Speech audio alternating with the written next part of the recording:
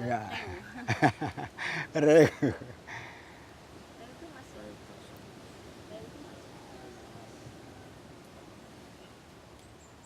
Bapak boleh tahu nama dan sudah berapa lama menjadi melaut, Pak?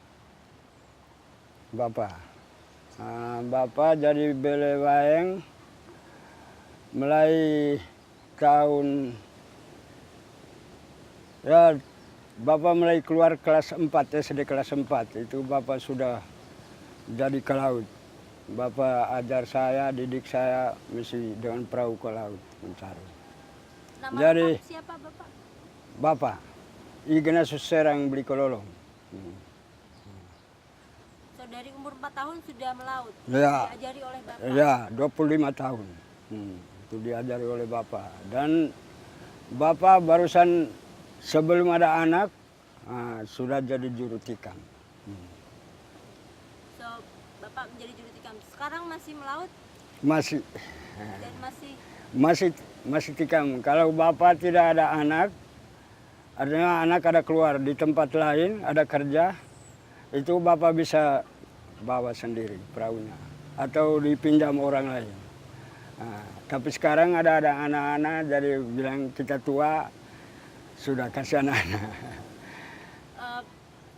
Tangkapan yang paling besar ketika jadi juru tikam berapa besar? Paus. Kalau paus sebesarnya panjangnya bisa 9, 10, yang umurnya sedang itu bisa belasan. Itu Bapak sudah tikam. Jadi mulai Bapak jadi juru tikam sekarang mulai umur 25 tahun itu sudah 25 ekor paus. 25 paus. Bukan di perahu Bapak punya saja. Di perahu Bapak punya khusus 15. Tapi di perahu lain dipinjam Bapak punya tenaga itu. Saya lihat Bapak bawa perahu. Bisa diterangkan kepada saya pengen tahu di perahu ada berapa orang dan siapa saja? Itu di perahu kalau juragan kapten, Belewaeng juru tikam, matros ada 10 orang. Boleh sambil dilihat Pak, di mana matros, di mana juragannya, di sebelah mana posisinya? Di sini tempat duduk juragan. Di sini matros, kiri kanan matros. Di sini juga kiri kanan tempat matros. Sini juga kiri kanan tempat matros. Di sini juga tempat matros, kiri kanan. Di sini juga tempat matros, stop. Di sini juga matros, kiri kanan. Di sini Belewaeng tempatnya. Jadi Belewaeng juru tikam, Lamfa. Jadi sebentar dia duduk di sini, omong-omong cerita-cerita, dan kita yang ngomong-ngomong atau dia pura-pura tanya kita bisa jawab dia. Kalau dia haus, suruh kita bilang minta air dari belakang. Kasih dia minum, cerita-cerita tidak lama orang lihat ikan, lempari kecil. Terus dia ambil bambu dengan apa ini dan berdiri di depan ini. Jadi sudah dekat, dia mulai tempuling begini, terus sudah dekat dia lompat.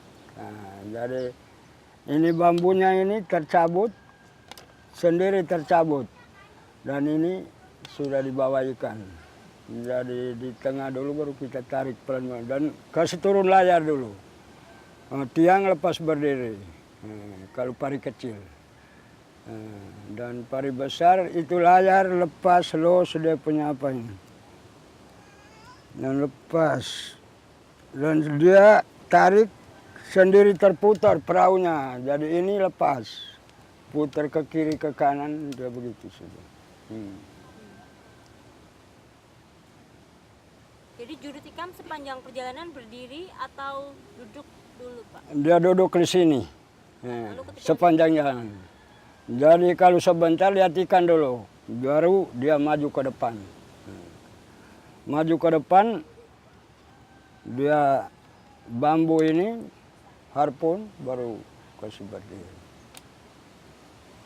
Bapak kan berarti yang ada di depan dan berdiri di depan ya. Perasaannya seperti apa Bapak berdiri di depan memimpin teman-teman di belakang? Dari perasaan Bapak, ya artinya segenap hati Bapak harus ingat sebentar pesanan dari orang tua Bapak bilang ikan kalau muka dan muka menghadap itu taruh tempuling di mana. Nah, dan pengharapan Bapak harus kena. Tempuling harus kena ikan sebab matros semua itu mereka cuma di dalam hati itu kalau saat tikam kena berarti pengharapan mereka baru kita dapat makan ini hari, minum ini hari. Nah, matros semua. Jadi matros semua cuma mereka di dalam hati itu bilang kita harus pintar dan harus kena. Oke. Lalu ketika kena banyak perahu yang membantu atau hanya perahu Bapak? Kalau pari kecil dan besar tidak bantu. Sampai paus dulu. Kalau paus, kalau umurnya belasan atau 25 atau lebih tua lagi juga kita bisa dapat sendirian.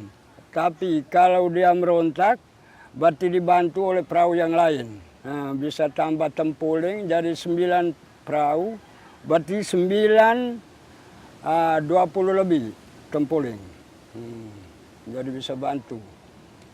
Kalau umurnya pas dan waktu itu ikannya artinya kita punya hari.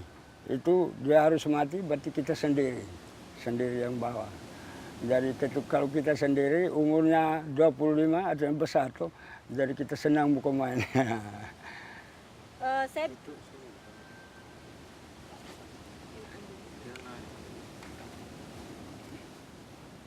bicara masalah kapal lagi nih Pak, berarti kan ini kerja sama tim ya, jadi harus kompak seperti itu. Dan ini belum ada motornya ya Pak ya, masih tradisional, masih pakai dayung. Ya, pakai dayung. Iya. Tadi Bapak bilang bahwa harus lajunya lebih cepat, itu bagaimana Pak, biar agar lajunya lebih cepat? Lajunya lebih cepat, kan ini dia lebih kuat. Jadi 2 orang, kiri kanan. Jadi sebentar mereka berdiri ini, terus.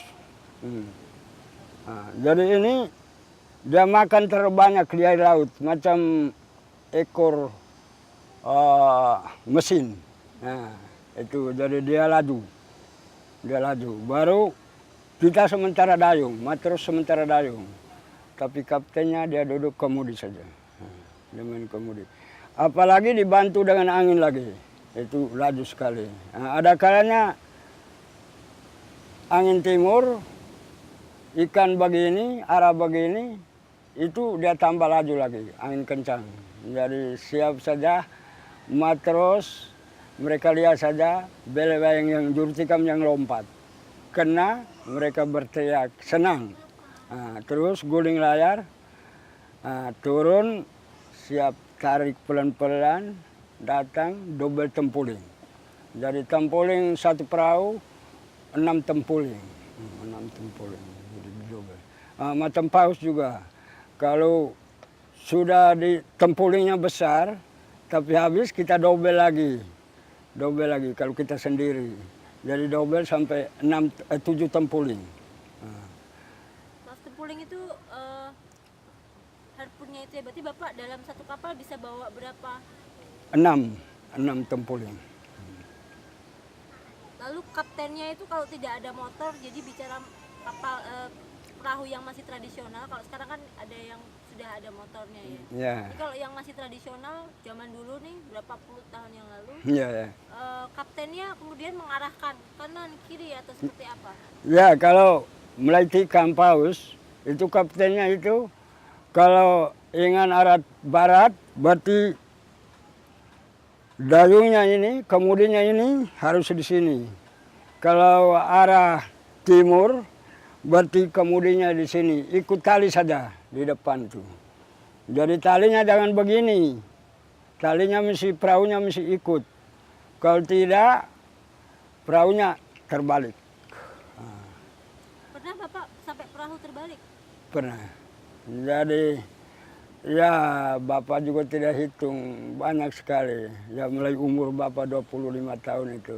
Jadi adanya terbalik terus. Dipukul ikan, perahu sampai pecah juga sudah. Lalu apa yang terjadi ketika kapal pecah? Kapal pecah, kalau pecahnya terlalu, artinya papan terpatah. Itu kalau di laut, biar Bapak pakai kanyang ini, bulat, juga mesti robek. Kalau Bapak punya kapal, perahu, mesti robek. Supaya tempel di sini. Nah, kayak ini. Atau yang pecah begini, kita harus tempel. Nah, supaya kita bisa kasih tinggi dia. Kalau terlalu artinya hancur sekali, memang tidak bisa ditonda. Ditonda yang zaman dulu, dengan perahu yang lain. Nah, bukan pakai motor zaman sekarang, tidak. Pakai dayung, biar dia tenggelam. Dia penuh dengan air laut. Nah, itu. Bapak sepertinya tahu sekali seluk-beluk kapal. Jadi Bapak juga pembuat kapal ya? Apa komponen paling penting, bagian paling penting dari kapal yang harus paling kuat agar tidak goyang atau tidak gampang patah? Jadi misalnya? ya, kalau tidak pecah atau tidak goyang, itu perutnya harus lebar. Kalau paus, ikan yang lain, itu perahunya tidak pecah. Tapi kalau paus, kalau dia pecah, perahu pecah, dipukul pakai ekor atau kepala, itu berarti tanda di sini salah ujungnya. Perahu, itu salah. Biar perahu itu baru. Dia salah, tanda salah. Artinya letaknya, duduknya, itu harus tepati. Yang kedua juga harus. Kalau tidak sudah salah, tidak tepati dia punya tempat, berarti sebentar dia pukul di sini. Kiri kanan. Artinya di salah, dia pukul di kanan, kiri dia pukul di kiri. Kalau di belakang, juga dia pukul di belakang. Itu ikan paus itu dia paling pintar. Jadi datang di sini, ya macam Bapak. Bapak lebih sedikit muda, sudah tua tapi sedikit. Tapi lebih tua lagi, itu masih hidup. Itu Bapak bisa tanya, pergi tanya di mereka, ini kenapa pecah? Jadi salah kan? Jadi Bapak mau perbaiki, harus lihat.